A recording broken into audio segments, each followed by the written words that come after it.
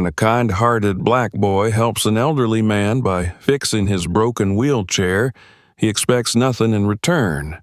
But what happens the very next day changes everything, leaving his family stunned and his life forever altered. Subscribe for more incredible stories and let us know in the comments. Where are you watching from?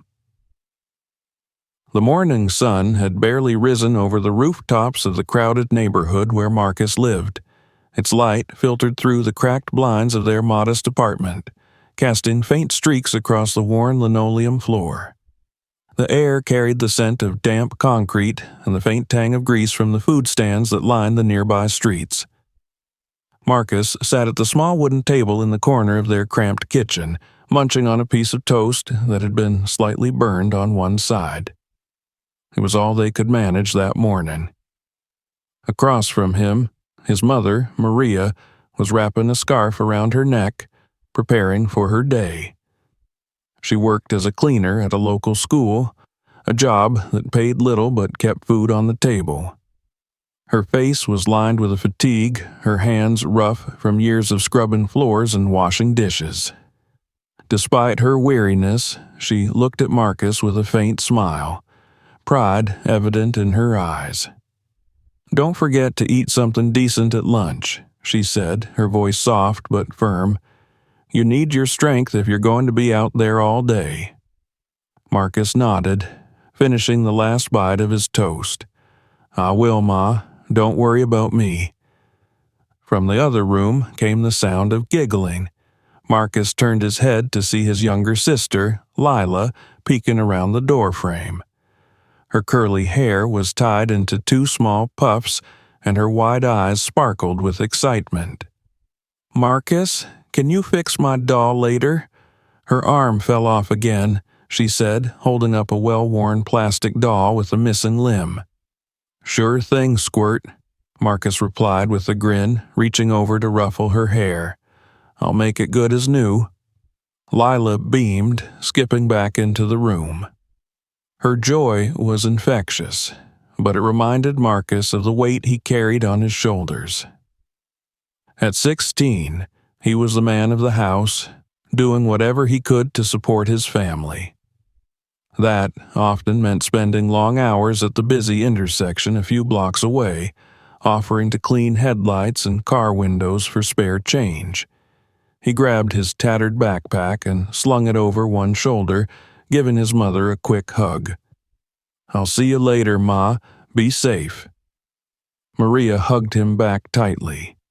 "You too, mijo, and don't let anyone take advantage of your kindness."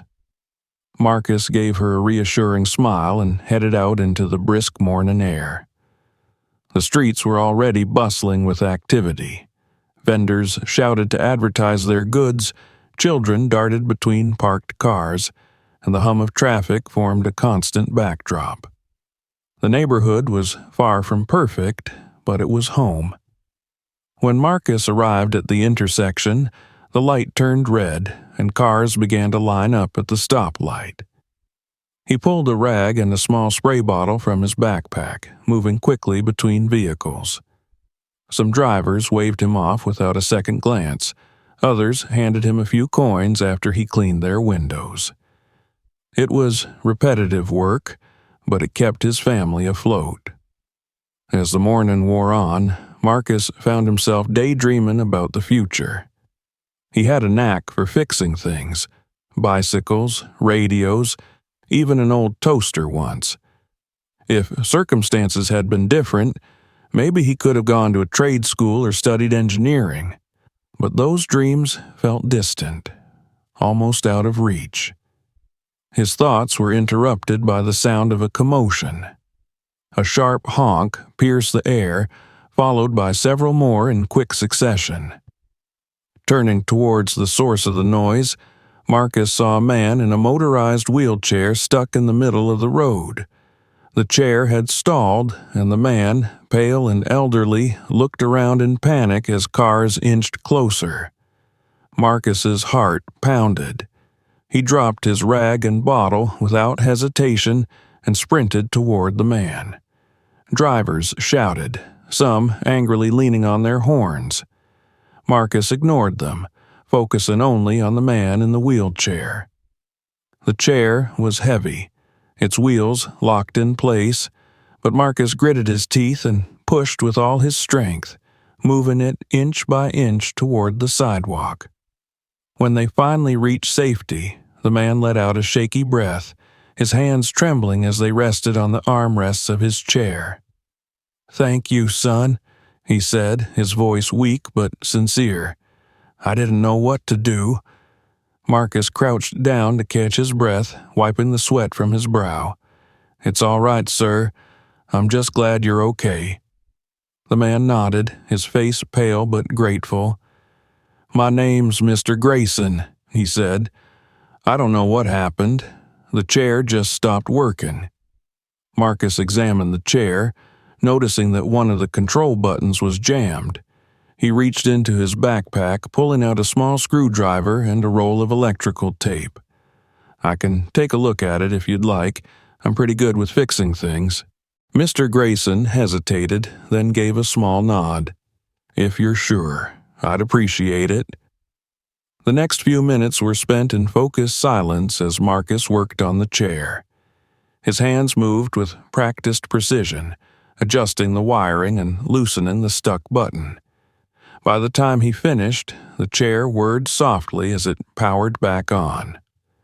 "There you go," Marcus said, stepping back with a satisfied smile. "Should be good as new." Mr. Grayson tested the controls, his face breaking into a smile of relief. "You've got quite the talent, young man. I don't know how to thank you." "No need, sir," Marcus replied, waving a hand dismissively. "I was just doing what anyone would do." Mr. Grayson shook his head. "Not everyone would stop to help, especially not in a place like this. You've got a good heart." Before Marcus could respond, Mr. Grayson gestured toward the nearby sidewalk. "Would you mind walking me home? I don't live far, but I'd feel better with someone along." Marcus agreed without hesitation, walking beside the man as they navigated the streets. Along the way, they talked, mostly about Mr. Grayson's life. He spoke of his younger days, his work, and his estranged relationship with his son. Marcus listened intently, his respect for the man growing with each step. When they finally reached Mr. Grayson's home, Marcus stopped in his tracks. The house was enormous, a sprawling estate surrounded by tall gates and manicured lawns. It was unlike anything Marcus had ever seen. "This is your home?" Marcus asked, his voice tinged with disbelief. Mr. Grayson chuckled. "It is. Come inside for a moment. I'd like to thank you properly." But Marcus shook his head. "I should get back to work. My family's counting on me." Mr. Grayson frowned but nodded. "All right, but if you ever need anything, please don't hesitate to ask." Marcus gave him a polite smile and turned to leave, feeling an odd mix of pride and unease.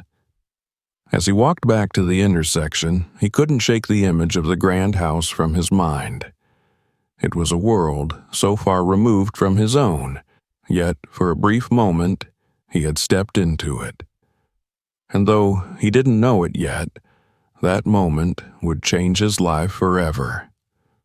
The sun hung higher in the sky by the time Marcus reached the intersection where he had left his cleaning supplies. The midday heat pressed down on him and the cars sped by with a rhythmic whoosh, each passing vehicle stirring a faint breeze. He picked up his rag and spray bottle, but his mind wasn't on the work anymore. The image of Mr. Grayson's house lingered in his thoughts, its grand, towering gates, the meticulously trimmed hedges, the glint of sunlight off the polished windows. He had seen nothing like it before. The rest of his day passed in a haze. Marcus cleaned headlights, scrubbed windshields, and exchanged brief words with drivers, but he barely noticed the coins accumulating in his pocket. Every time he closed his eyes, he saw the gates of that house and the frail but dignified figure of Mr. Grayson, sitting in his wheelchair, speaking with a warmth that Marcus wasn't used to hearing from strangers. That evening, back at the apartment, Marcus helped his sister fix her doll. Lila chattered happily, her small voice filling the tiny kitchen as Maria prepared dinner. The savory scent of beans and rice wafted through the room, a comforting familiarity that grounded Marcus after the strange events of the day. "Why are you so quiet, Marcus?" Maria asked, glancing at him over her shoulder. "Something happened at work?" Marcus hesitated, not sure how to explain the day without sounding like he'd been drawn into something too big for him. "I just met someone different today," he finally said. "An old man. His wheelchair broke and I helped him fix it." Maria raised an eyebrow, her hands pausing as she sliced an onion. "That's nice of you. Did he pay you?" "No," Marcus replied, shaking his head. "I didn't do it for money. He seemed like he really needed help." Maria sighed, a mix of pride and concern crossing her face. "That's good, mijo, but you need to focus on earning too. You're a good boy, but we can't afford to be too kind. People might take advantage of that." Marcus didn't respond. He knew she was right, but there had been something about Mr. Grayson, something genuine. He had spoken to Marcus like he mattered, like he was more than just another kid on the street. The next day, Marcus returned to his routine. The morning passed uneventfully, and he had nearly convinced himself that his encounter with Mr. Grayson had been a fleeting moment, something that would fade into the background of his busy life. But as the afternoon heat settled in, his heart skipped a beat. A familiar figure approached from down the street. Mr. Grayson, once again in his motorized wheelchair. This time, it moved smoothly, a testament to Marcus's handiwork. "Marcus," Mr. Grayson called out with a wide smile, his voice carrying over the hum of traffic. "I thought I might find you here." Marcus put down his rag and walked over, his brow furrowed in surprise. "Mr. Grayson, what are you doing out here? Is everything all right?" "Oh, everything's fine," Mr. Grayson said, waving a hand. "I just wanted to see you again, and perhaps invite you to visit me. Properly this time." Marcus glanced back at the intersection where a few drivers were waiting for his attention. He hesitated, torn between his work and his curiosity. "I don't know, sir. I've got a lot to do here." "Nonsense," Mr. Grayson replied with a gentle chuckle. "You can spare a little time. Think of it as an opportunity to take a break. You work too hard for someone your age." Before Marcus could argue further, Mr. Grayson began wheeling himself back down the street, his slow but steady movement leaving Marcus little choice but to follow. He glanced at the cars one last time, then picked up his pace to catch up with the old man. As they walked together, Marcus noticed the shift in the neighborhoods around him. The worn pavement and graffiti-stained walls of his usual stomping grounds gave way to cleaner streets, flower beds, and houses that grew larger and more elaborate with every block. The change was so stark it felt like stepping into another world. When they reached Mr. Grayson's house, Marcus stopped again, his breath catching. In the light of day, the house was even more impressive than it had been the evening before. Its walls were pale stone, gleaming in the sun, with ivy climbing along one side in perfectly controlled patterns. The wrought iron gates opened smoothly as Mr. Grayson pressed a button on a remote control and they entered the property together. Inside the gates, Marcus was struck by the sheer size of the grounds.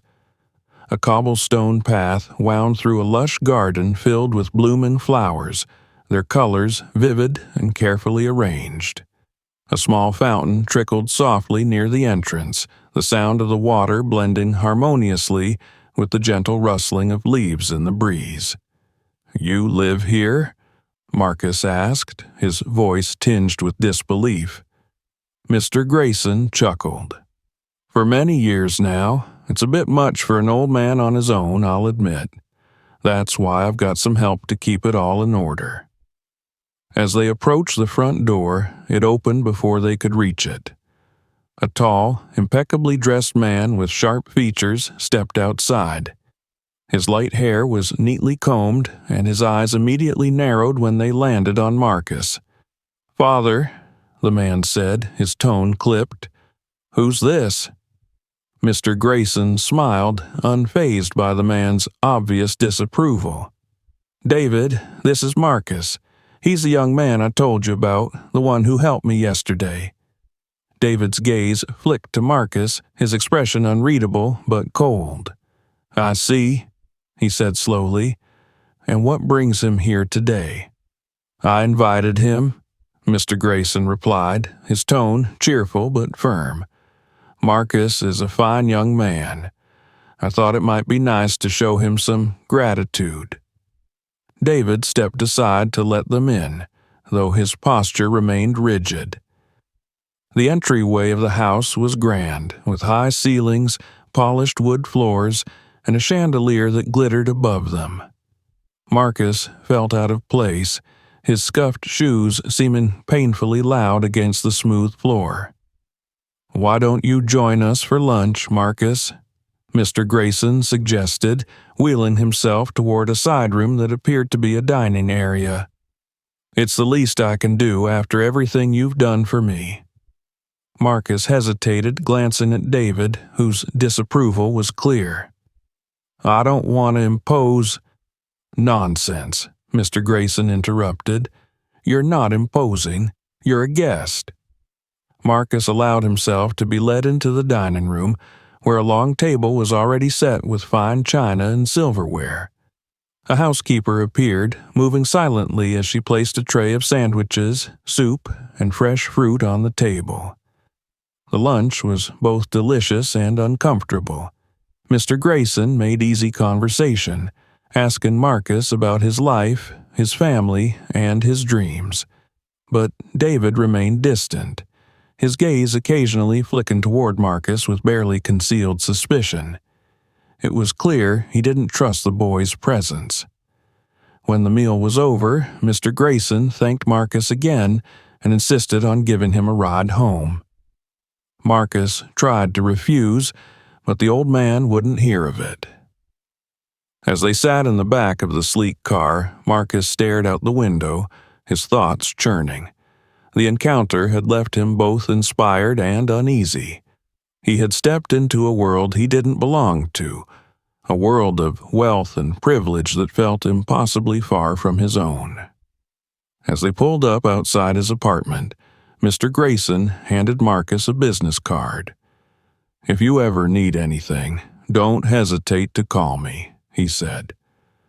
Marcus took the card with a quiet, "Thank you," then stepped out of the car. He watched as it drove away, the sound of its engine fading into the night. For a moment, he simply stood there, staring at the card in his hand. He didn't know what tomorrow would bring, but he had a feeling this was only the beginning of something much bigger than he could imagine. The following morning dawned like any other in Marcus's neighborhood.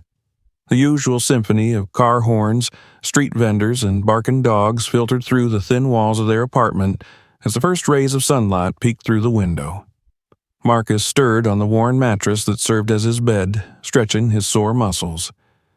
The events of the past 2 days lingered in his mind like a strange dream. He rolled over and glanced at his backpack, where Mr. Grayson's business card peeked out of the side pocket. For a fleeting moment, he thought about what it would mean to call the number printed on the thick, glossy cardstock. But the thought of stepping into that world of marble floors and sparkling chandeliers felt too intimidating, too foreign. He shook off the thought, climbed out of bed, and got ready for the day. By the time he reached the busy intersection, the sun was already high, casting sharp shadows on the cracked pavement. He resumed his routine, greeting drivers with his rag and spray bottle in hand, earning a few coins here and there. But as the hours passed, Marcus found himself distracted. Every honk of a horn, every sleek black car that rolled past sent a spark of anticipation through him. He tried to push it aside, focusing on the tasks in front of him. Yet, the thought of Mr. Grayson and his grand house was like a persistent itch, one he couldn't quite ignore. The sound of an engine idling nearby pulled him from his thoughts. Turning, Marcus froze. Parked at the curb was a long, black limousine, glossy surface gleaming under the sun. The back door opened, and out stepped David Grayson. He looked as impeccably dressed as before, his sharp features framed by the sunlight. His piercing gaze scanned the intersection until it landed on Marcus. For a moment, Marcus's heart pounded. He glanced around, half hoping that David might be looking for someone else, but the man's purposeful stride left no doubt. He was here for Marcus. "Good morning," David said curtly as he approached. His voice was formal, almost dismissive, and it carried the weight of someone accustomed to giving orders. "I hope I'm not interrupting." Marcus blinked, unsure how to respond. No, sir, I'm just working." David's eyes flicked to the rag in Marcus's hand, then back to his face. There was no judgment, just a cool detachment. "My father insisted I come and speak to you. He's very grateful for what you did the other day and believes you deserve to be properly thanked." Marcus shifted uncomfortably under David's gaze. "That's not necessary. I just did what anyone would have done." "Perhaps," David replied, his tone skeptical, "but not everyone would have gone to the lengths you did. My father values loyalty and kindness, and he believes you possess both." Marcus didn't know what to say. The formality of David's words, his cold demeanor, it all felt surreal, like he was caught in a scene from a movie. Before he could respond, David continued, his tone softening slightly. "My father would like you to join us for dinner this evening. He's been quite insistent about it." "Dinner?" Marcus's mind reeled. The thought of sitting in that enormous house surrounded by wealth and privilege filled him with a mix of excitement and dread. "I don't know," he began hesitantly. "I mean, I've got work here, and my family." David's lips pressed into a thin line, his patience clearly waning. "We'll arrange transportation for you and your family. It's a simple dinner, nothing more.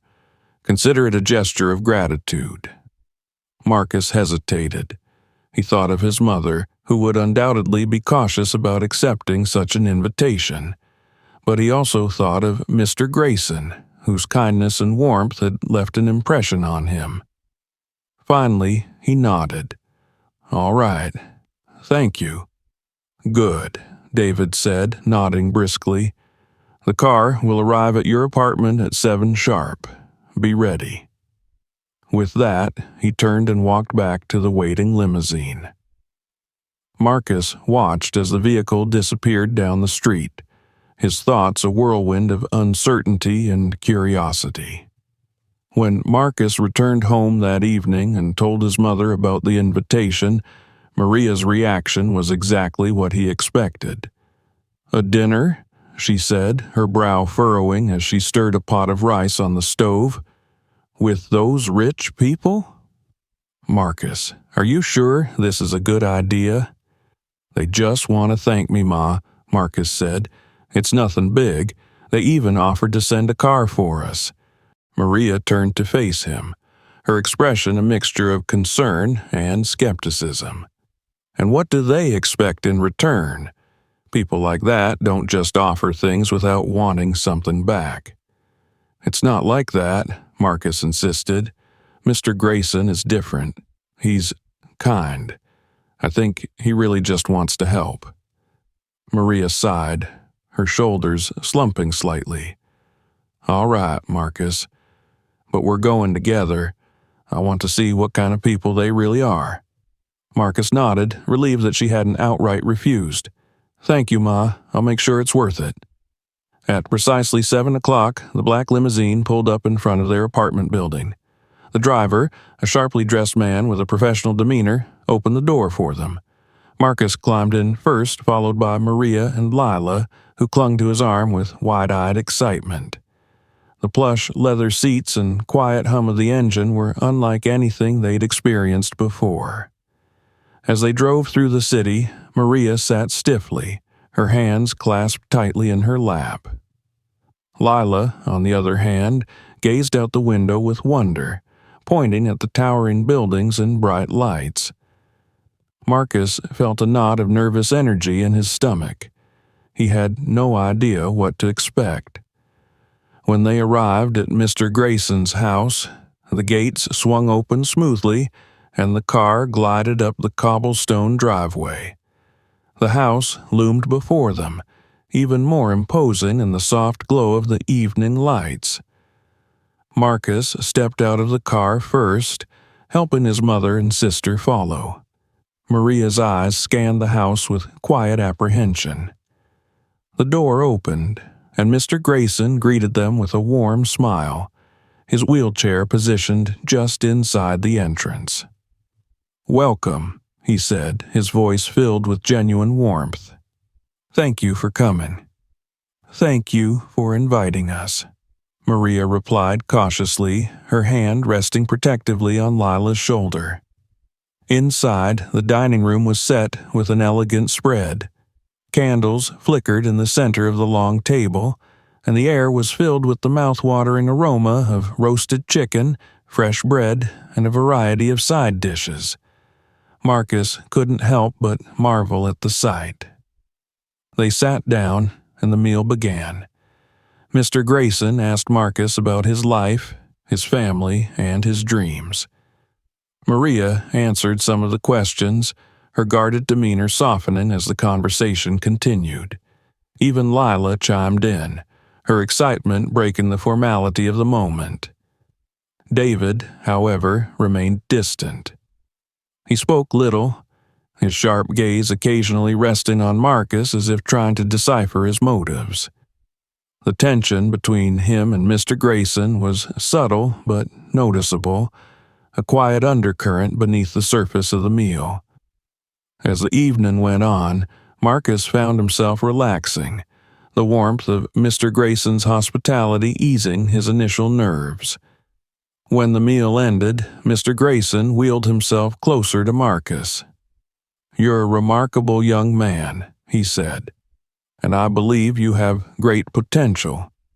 My son and I have been discussing a way to help you achieve your dreams." Marcus's heart skipped a beat. He looked between Mr. Grayson and David, unsure of what to say. "We'll talk more soon," Mr. Grayson continued, his smile reassuring. "For now, just know that you've made a difference, Marcus, and that's something worth celebrating." As they left the house later that night, Marcus felt a strange mix of emotions. Hope, excitement, and a lingering sense of unease swirled within him. He couldn't deny the spark of possibility ignited by Mr. Grayson's words. For the first time, Marcus dared to wonder if his life might truly be about to change. The days following the dinner were a blur for Marcus. He continued his routine at the intersection, cleaning car headlights and scrubbing windows for spare change, but his thoughts were elsewhere. Mr. Grayson's words lingered in his mind. "You've made a difference, Marcus, and that's something worth celebrating." For someone who had spent most of his life feeling invisible, those words felt like a spark of hope. It was during one of these distracted days that Marcus noticed the familiar black limousine rolling up to the curb. He straightened instinctively, wiping his hands on his worn jeans as David stepped out. Unlike their last meeting, David's demeanor was less formal, though his sharp gaze still carried a hint of scrutiny. "Marcus," David began, his tone measured. "My father asked me to speak with you. He believes you have potential and wants to support you in pursuing it." Marcus furrowed his brow, unsure of where this was going. "Support me how?" David pulled a folder from under his arm and handed it to Marcus. Inside were documents outlining a position in one of his companies, a job that would start as a paid internship. Marcus scanned the pages, the words blending together as disbelief took hold. "It's not charity," David added, his voice firm. "You'll work, learn, and earn your way. My father insisted that if we offer this, it must be an opportunity, not a handout." Marcus looked up, meeting David's steady gaze. "Why me? I mean, there's plenty of people out there more qualified than I am." David shrugged slightly, his expression unreadable. "My father sees something in you, and frankly, you've already proven you're willing to work hard. The rest is up to you." The weight of the offer settled on Marcus. He glanced back at the intersection, at the routine he knew so well, then back at David. "All right," he said finally, his voice steady despite the storm of emotions inside him. "I'll give it a shot." David nodded, a hint of approval flashing across his face. "Good.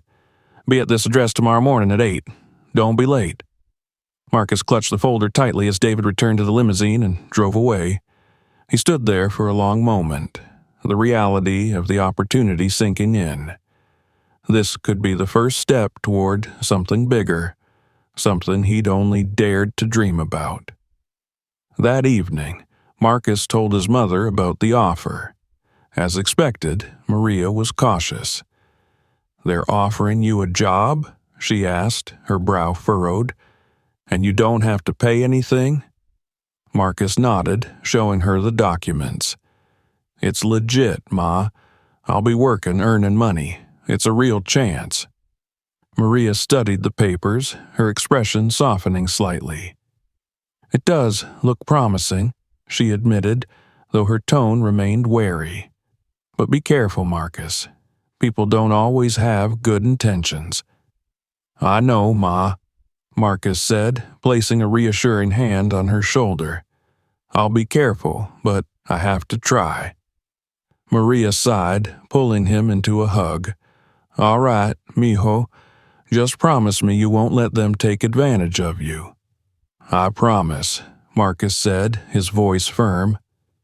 The next morning, Marcus stood outside the address David had given him. It was a sleek office building, its glass facade gleaming in the morning sun. Marcus adjusted the collar of his shirt, one of the few decent ones he owned, and took a deep breath before stepping inside. The lobby was pristine, with marble floors and a receptionist's desk that looked like it belonged in a luxury hotel. Marcus approached the desk cautiously, feeling out of place among the polished surroundings. "I'm here for the internship," he said to the receptionist, his voice tinged with nervousness. She smiled warmly.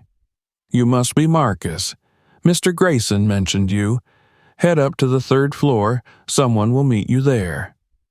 Marcus nodded, muttering a quiet thank you before heading to the elevator.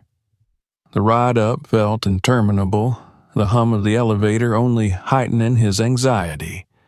When the doors opened, he stepped into a smaller but equally modern office space. A man in his late 20s greeted him with a friendly smile. "Marcus, right? I'm Luis. I'll be showing you the ropes today." Marcus shook Luis's hand, grateful for the man's approachable demeanor. Luis led him to a workstation near the back of the office, where a computer and a stack of papers awaited him. "All right," Luis began, pulling up a chair beside Marcus. "We're going to start simple. Your job today is to organize these files and input the data into our system. I'll walk you through it." As Luis explained the process, Marcus listened intently, his hands hovering uncertainly over the keyboard. The interface was foreign to him, The task felt overwhelming at first, but Luis was patient, guiding him through each step until Marcus began to find his rhythm. The hours passed quickly as Marcus worked, his focus sharp. He made a few mistakes, each one accompanied by a rush of embarrassment, but Luis corrected him without judgment. By the time lunch rolled around, Marcus had managed to complete his first set of tasks. "You're doing great," Luis said as they sat in the break room eating sandwiches provided by the office. "Most people take a while to get the hang of it, but you're a fast learner." Marcus smiled shyly, the praise bolstering his confidence. "Thanks, I just don't want to mess this up." "You won't," Luis said firmly. "Just keep at it." The afternoon brought its own challenges. One of the files Marcus was working on had missing information, and he wasn't sure how to proceed. He hesitated, debating whether to ask for help. He didn't want to seem incompetent, but he also didn't want to make a mistake. Finally, he approached Luis. "Hey, this file, I'm not sure what to do with it." Luis glanced at the screen, nodding thoughtfully. "Good catch. Missing info like that can cause problems later. Always ask if you're unsure. It's better to double-check than to guess." Marcus nodded, relieved. He returned to his desk with a renewed sense of determination, resolving to learn from each obstacle. By the end of the day, Marcus felt a mix of exhaustion and pride. He had completed his tasks, navigated challenges, and learned more in one day than he had expected. As he packed up to leave, David appeared, his sharp gaze fixed on Marcus.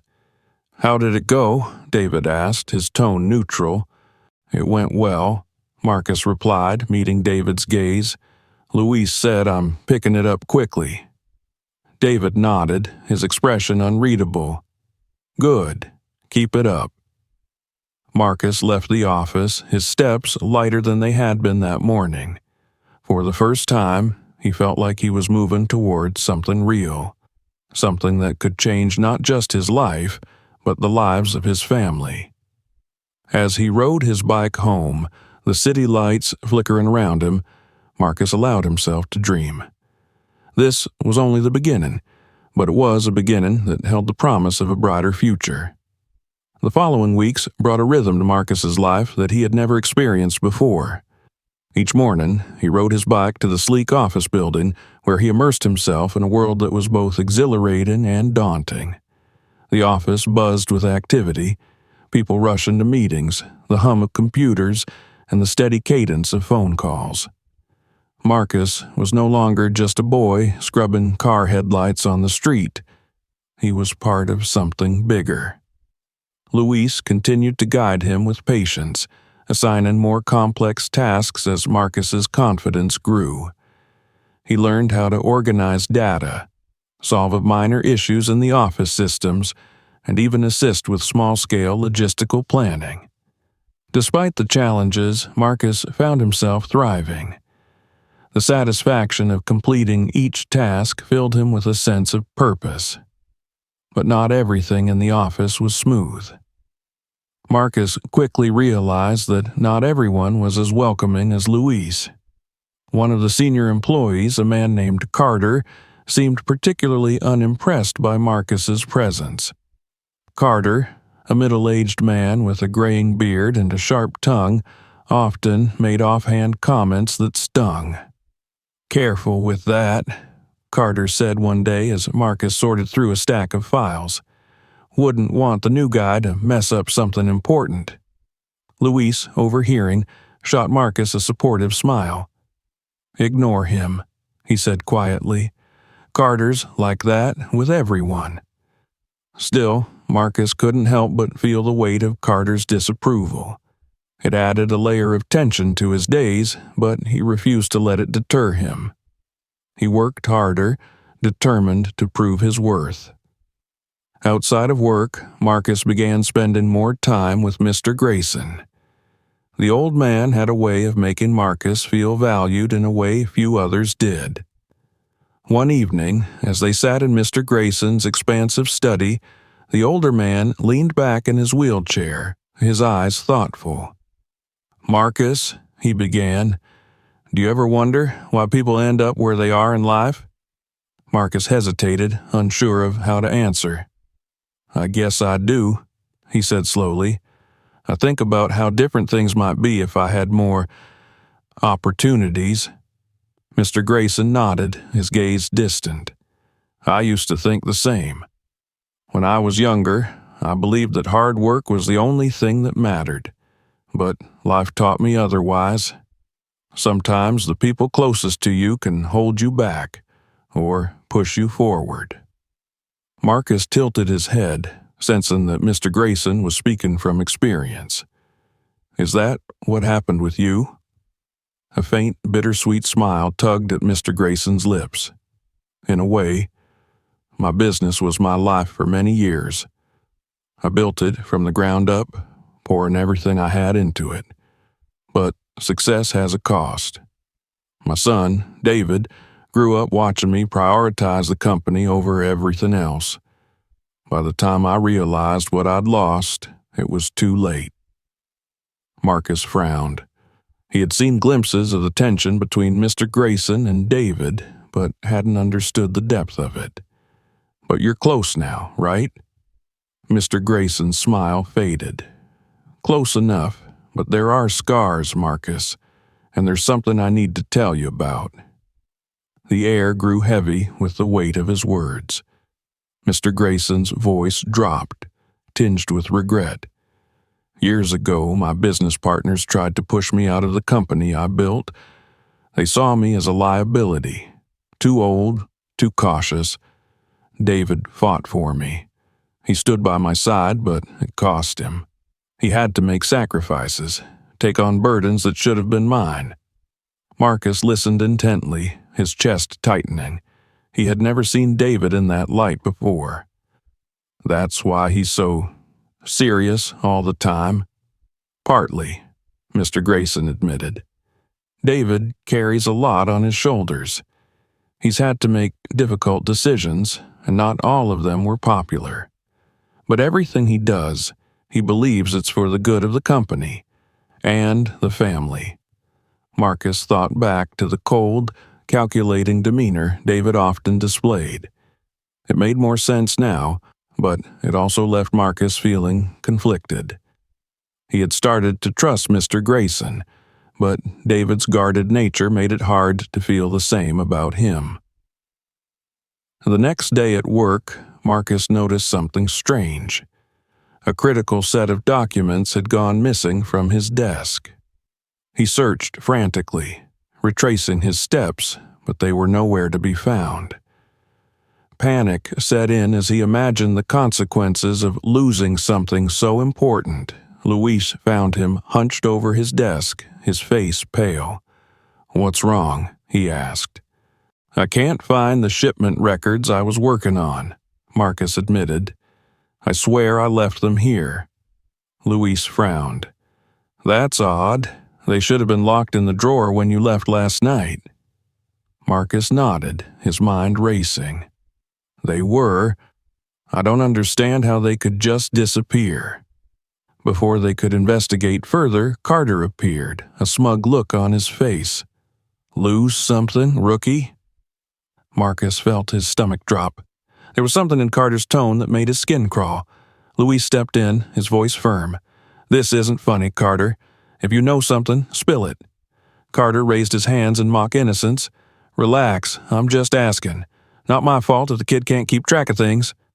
Marcus clenched his fists, frustration bubbling inside him, but he took a deep breath, refusing to let Carter get to him.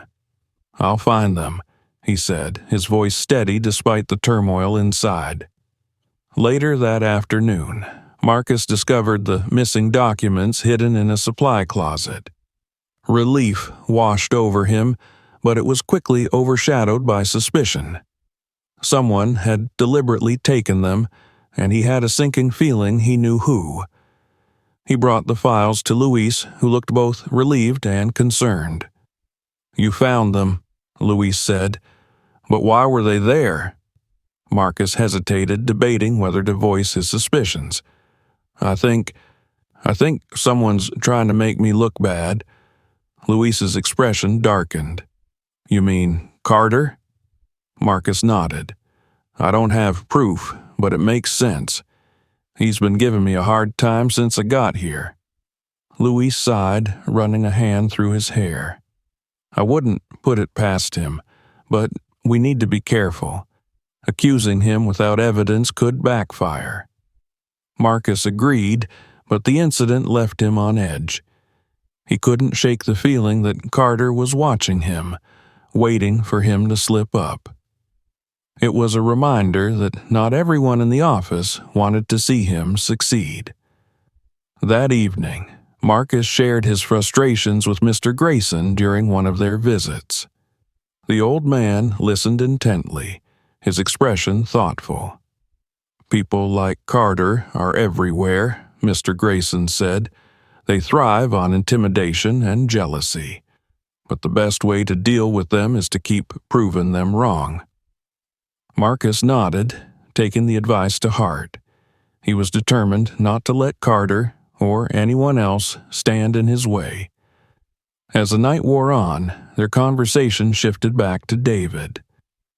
Mr. Grayson spoke of his hopes for reconciliation, but Marcus could sense the doubt in his voice. The scars of their shared past ran deep, and healing them would take more than time. When Marcus left the Grayson estate that night, he felt a renewed sense of purpose. He wasn't just working for himself anymore. He was part of something bigger, a family with its own struggles, secrets, and ambitions, and somehow he had become a part of their story. But he couldn't shake the feeling that more challenges lay ahead. The missing files were just the beginning, a small crack in the foundation of trust he was trying to build. If he was going to succeed, he'd have to tread carefully and prove, once again, that he was more than just a boy from the streets. The days following the incident with the missing documents were tense for Marcus. Though he kept his focus on work, the nagging suspicion about Carter lingered in his mind. He became more cautious, double-checking his files, locking his desk, and keeping a wary eye on his surroundings. But despite his vigilance, Marcus couldn't shake the feeling that his every move was being scrutinized. At the same time, his relationship with David became increasingly complicated.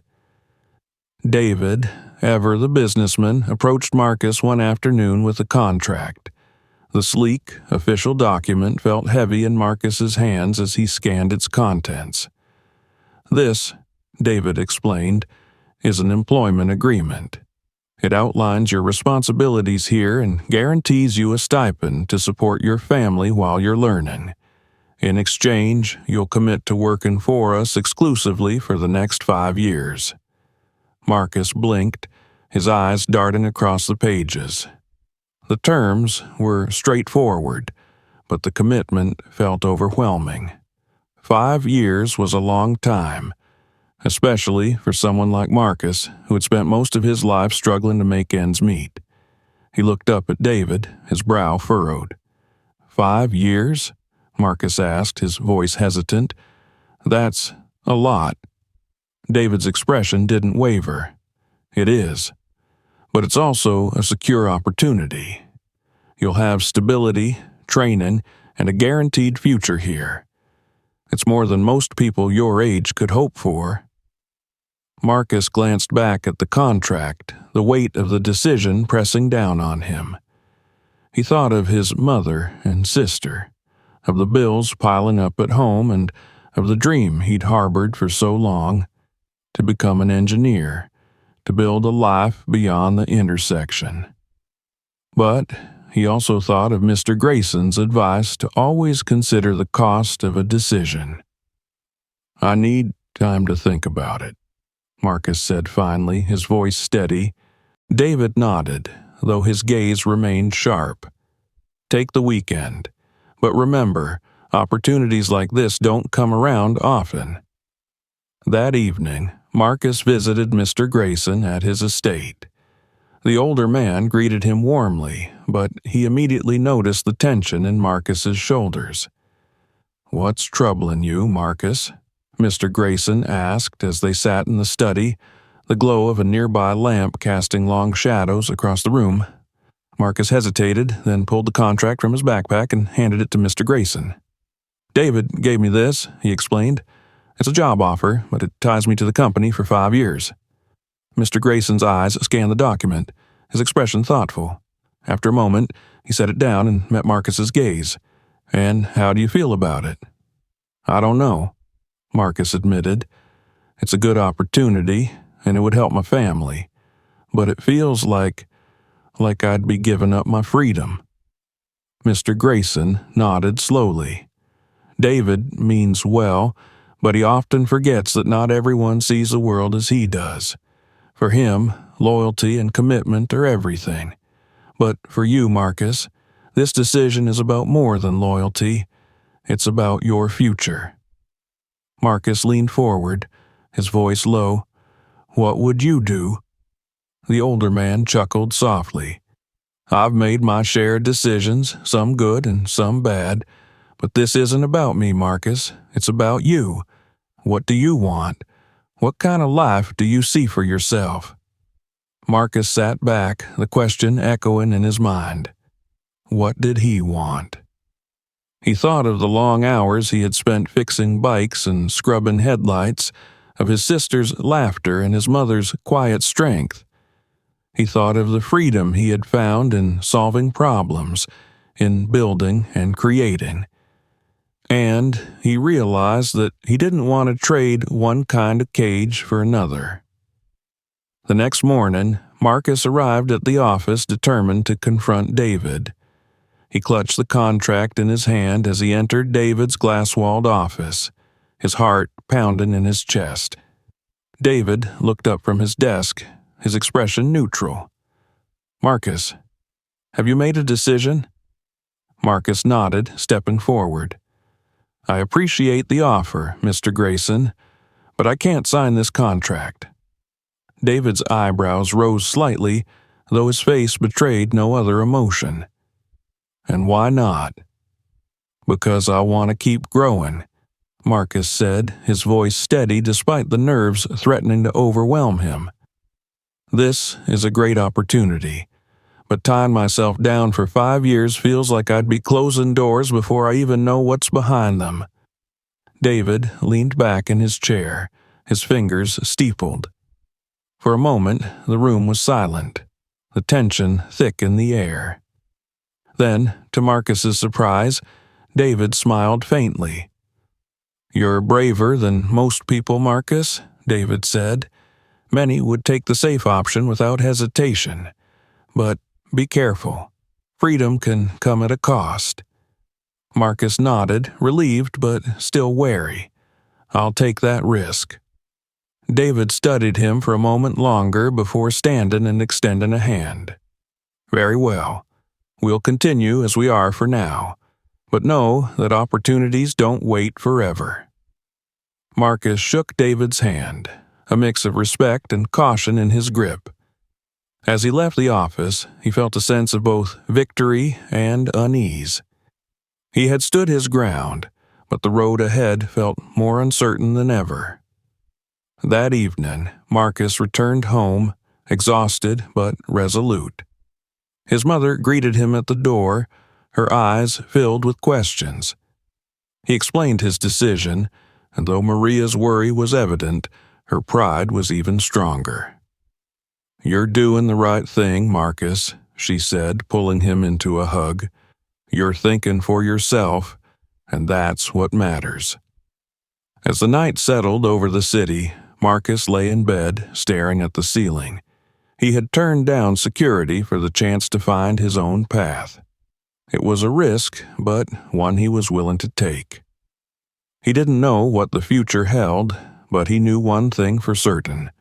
He wouldn't let anyone else decide it for him.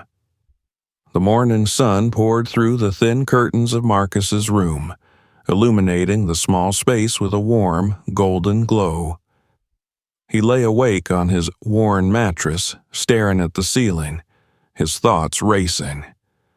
His decision not to sign David's contract had left him at a crossroads. The safe, predictable path was behind him, and ahead lay uncertainty, but also the potential for something greater. He rolled out of bed and made his way to the kitchen, where the familiar scent of Maria's cooking greeted him. Lila sat at the table, doodling on a scrap of paper with an old pencil. She looked up and beamed when she saw him. "Morning, Gabby," she chirped, her nickname for him brightening the room. "Morning, Squirt," Marcus replied, ruffling her hair as he sat down. Maria turned from the stove, her face a mixture of pride and concern. "How are you feeling, mijo?" she asked, placing a steaming plate of scrambled eggs and toast in front of him. Marcus hesitated, searching for the right words.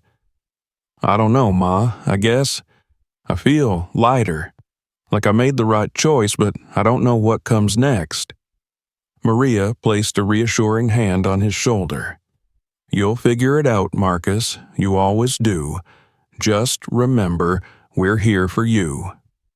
Her words comforted him more than he expected.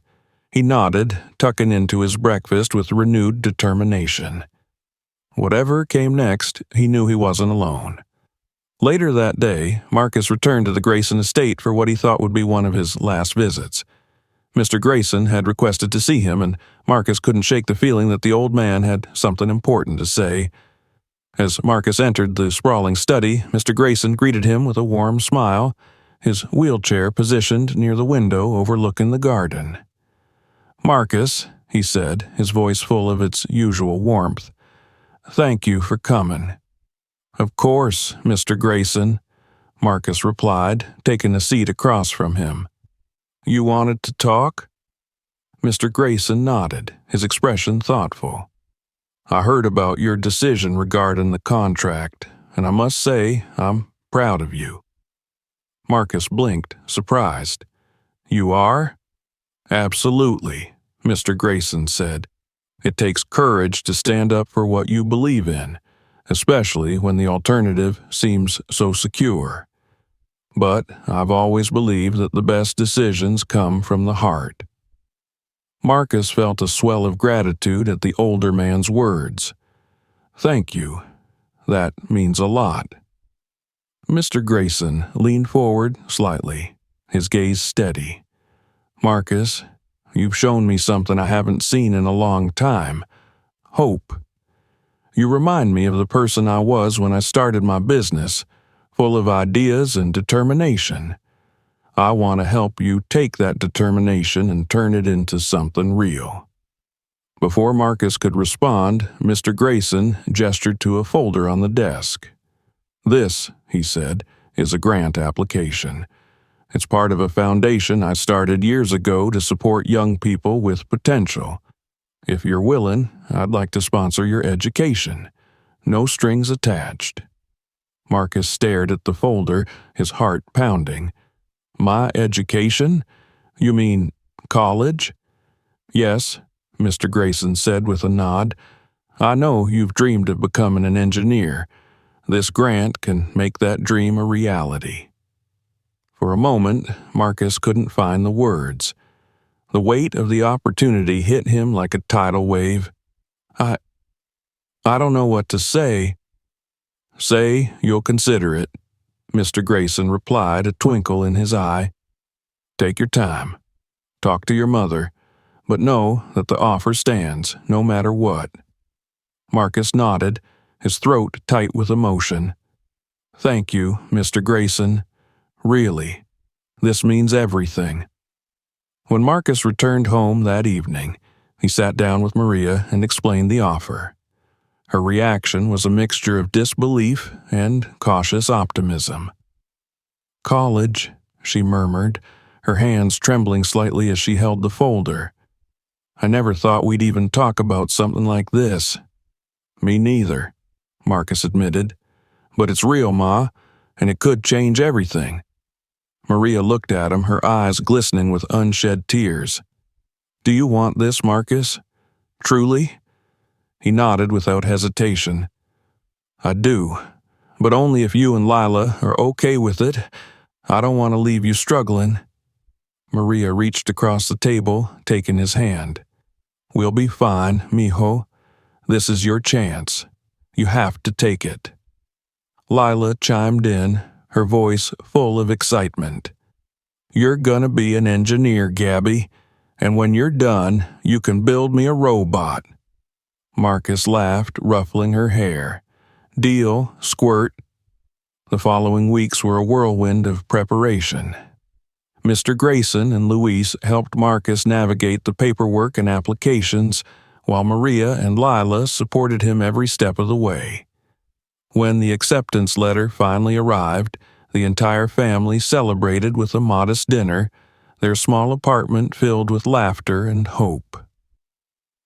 On the day of his departure, Marcus stood outside their building, his packed bag slung over one shoulder.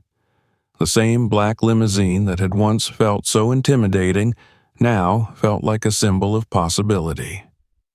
Mr. Grayson was waiting inside, ready to escort Marcus to the train station. Maria hugged him tightly, her voice breaking as she whispered, "I'm so proud of you, Marcus. Never forget where you came from, but don't be afraid to reach for more." "I won't, Ma," Marcus promised, his throat tight. "I'll make you proud." Lila threw her arms around him, grinning through her tears. "Don't forget my robot." "Never," Marcus said with a laugh, his heart full as he ruffled her hair one last time. As the car pulled away, Marcus looked back at the life he was leaving behind. It wasn't easy, but he knew it was necessary. The train station loomed ahead, a gateway to the future he had worked so hard to reach. Mr. Grayson accompanied him onto the platform, his wheelchair humming softly as he rolled beside Marcus. "Remember," he said, his voice steady, "this is only the beginning. The world is full of opportunities, Marcus. You just have to keep finding them." Marcus nodded, his eyes scanning the train as passengers boarded. "Thank you, Mr. Grayson, for everything." The older man smiled, his gaze warm. "Just promise me one thing. When you've made it, help someone else find their way." "I will," Marcus said, his voice filled with determination. "I promise."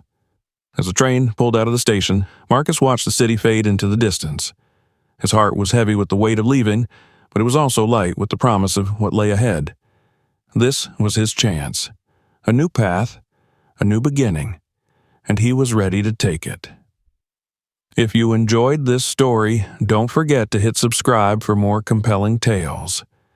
Share this video with your friends and let us know your thoughts in the comments below. And don't stop here. Explore more videos on the channel for even more captivating stories.